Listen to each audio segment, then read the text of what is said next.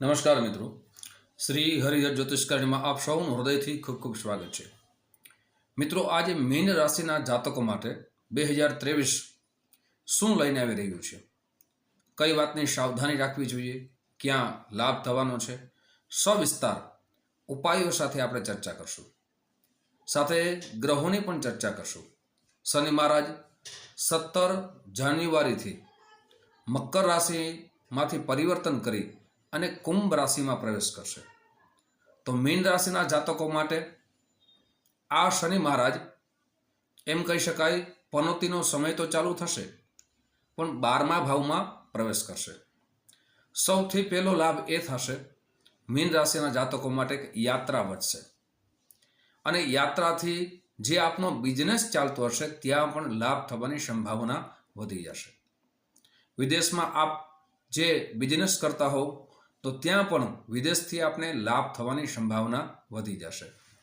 સાથે આપ કોઈ સેલ્સમેનનું કામ કરો છો, આપની મુસાફરીથી આપનું કામ ચાલે છે, તો આ જે વર્ષ છે તમારા માટે ખૂબ લાભકારક બની શકે છે.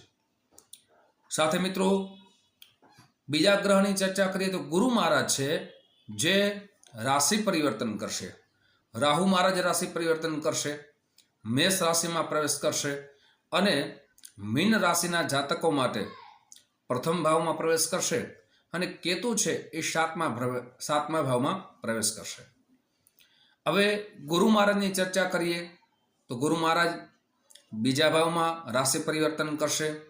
તમારા માટે ખૂબ જ સારા સમાચાર 2023માં મળી શકે છે. આપ શિક્ષક છો, કોમ્પ્યુટરની લાઈનમાં છો અથવા મેડિકલની લાઈનમાં છો, આપ નોકરીની શોધમાં છો, તો આપના માટે ખૂબ જ સારી તક ઊભી થઈ રહી છે.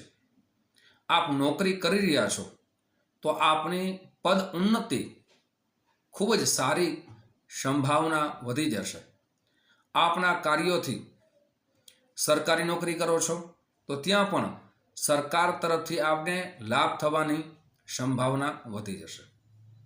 અથવા નોકરીની શોધમાં છો તો પણ ચોક્કસ લાભ થશે.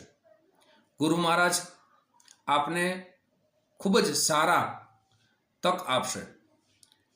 આ બે સારા 2023ના ઉત્તમ પરિબળો કામ કરી રહ્યા છે.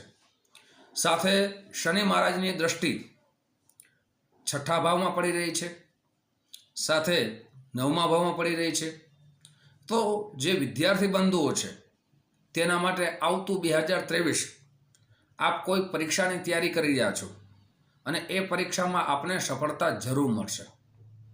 સાથે કોઈ ખેલકૂદની તૈયારી કરી રહ્યા છો, જેમ કે ક્રિકેટની તૈયારી કરી રહ્યા છો, ફૂટબોલ છે વગેરે, કોઈ પણ રમતગમત ક્ષેત્રે આપ તૈયારી કરી રહ્યા છો તો ત્યાં પણ આપને સફળતા મળવાના ઉત્તમ યોગ નિર્માણ થઈ રહ્યા છે. સાથે ગુરુ મહારાજનું જે દ્રષ્ટિભાવ છે એ 10મા ભાવમાં પડી રહી છે, જે આપને લાભકારક બની શકે છે. આપના જીવન માટે આવતું 2023 માન સન્માન વધશે. આપ રાજકીય ક્ષેત્રમાં જોડાયેલા છો તો ત્યાં પણ આપની લોકપ્રિયતા વધશે. આપ રાજકીય ક્ષેત્રમાં જોડાયેલા છો તો આપના માટે કોઈ પદ ઉન્નતિ મળી શકે છે. આપ ચૂંટણી લડી રહ્યા છો અને આપના જન્મગ્રહો સૂર્ય સાથે આપના શનિ મજબૂત હશે તો આપને તેમાં પણ જીત મળવાની સંભાવના વધી જશે. મિત્રો, આ 2023ના સારા એમ કહી શકાય અગત્યના અને ઉત્તમ ફળ મળી શકે એવી ચર્ચા કરી છે. સકારાત્મક પ્રભાવ પડી શકે એવી ચર્ચા કરી છે. હવે આપણે બે જે ધ્યાન રાખવાની છે, સાવધાની રાખવાની છે 2023માં, એ પણ ચર્ચા કરું. પણ તે પહેલાં એક નમ્ર પ્રાર્થના છે.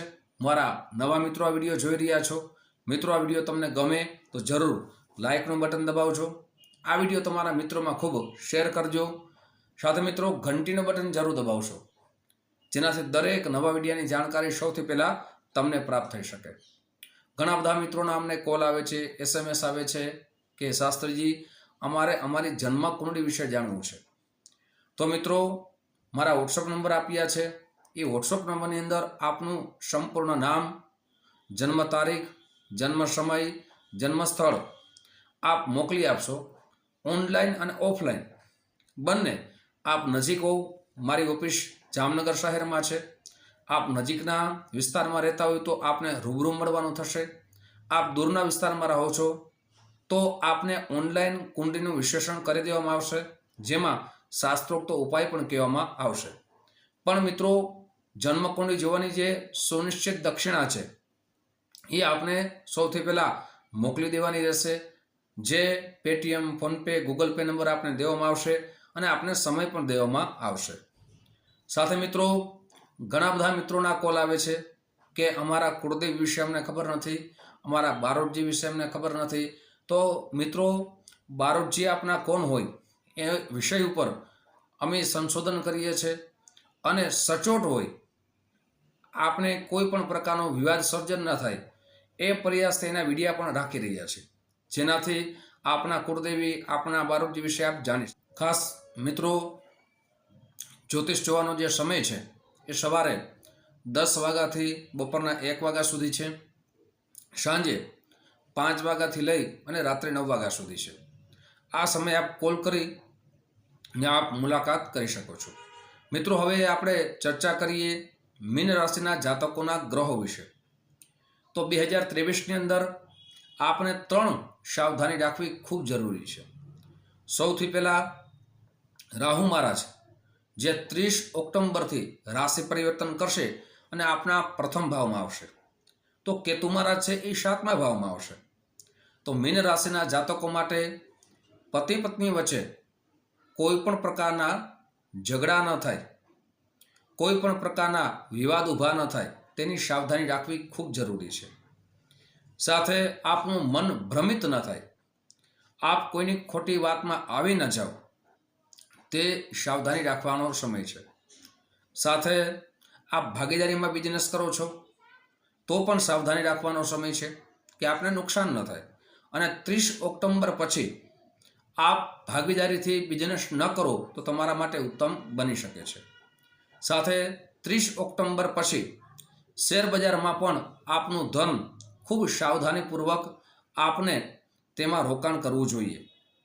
સાથે મિત્રો, આપ કોઈ પણ મોટી પ્રોપર્ટી ખરીદારી કરો, સાથે કોઈ પણ વાહનની ખરીદારી કરો 30 ઓક્ટોબર પછી, તો ત્યાં પણ સાવધાની રાખવી ખૂબ જરૂરી છે.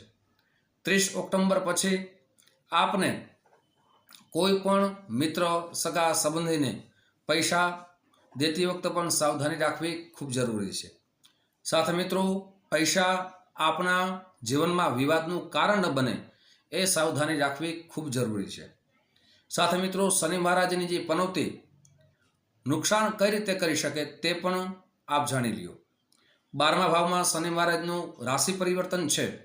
જો આપની જન્મ કુંડળીમાં શનિ મહારાજ શુભ સ્થાનમાં હશે તો આપ બીમારીથી બચી શકશો. પણ જન્મ કુંડળીમાં શનિ મહારાજ જો અશુભ સ્થાનમાં હશે, નીચ રાશિમાં હશે, તો આપના માટે ખાસ પગની બીમારી આવી શકે છે. આપણે હૃદય ઉપર સાવધાની, ચિંતાથી દૂર રહેવું જોઈએ. સાથે મિત્રો, આપને આવક કરતાં જાવકનો દર વધી ન જાય તેની પણ સાવધાની રાખવી જોઈએ. મિત્રો, હવે ઉપાયની ચર્ચા કરીએ. તો આપને 2023માં દર શનિવારે ભગવાન હનુમાનજી મહારાજના દર્શન કરવા જોઈએ. પ્રતિ દિવસે એક હનુમાન ચાલીસાનો પાઠ કરવો જોઈએ. સાથે મિત્રો, જમતા પહેલાં આપણે 3 ભાગ કાઢવા જોઈએ. સૌથી પહેલો ભાગ છે એ ગૌ માતાનો કાઢવો જોઈએ. ગૌ માતાને રોટલી ખવડાવી અને પછી ભોજન કરો તો તમારા માટે ઉત્તમ બની શકે. સાથે આપને ગુરુવારના દિવસે ગાય માતાને ઘાસચારો નાખવો જોઈએ, ચકલાને ચણ નાખવું જોઈએ. સાથે કૂતરાઓને બિસ્કિટ અથવા રોટલી ખવડાવવી જોઈએ, જેનાથી આ 2023 તમારા માટે ઉત્તમ બની શકે. મિત્રો, આવતું વર્ષ તમારા માટે ખૂબ જ શુભ બને, આપના જીવન માટે સુખમય, આનંદમય, પ્રગતિમય બની શકે એવી પ્રભુ પાસે પ્રાર્થના. અને યુટ્યુબના માધ્યમથી ફરીથી મુલાકાત થશે. આપ સૌને મારા જય શ્રી કૃષ્ણ. મહાદેવ હર.